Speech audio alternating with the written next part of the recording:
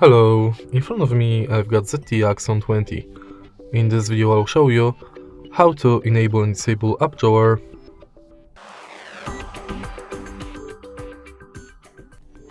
As you can see right now, app drawer is enabled. In order to disable it, tap and hold on free space on the screen, go to settings, enter home screen mode and select display home screen only. Now, app drawer is disabled. If you want to enable it back, again go to settings and select home screen mode and home screen and all apps. And that's it. If you find this video helpful, please leave a like, comment and subscribe.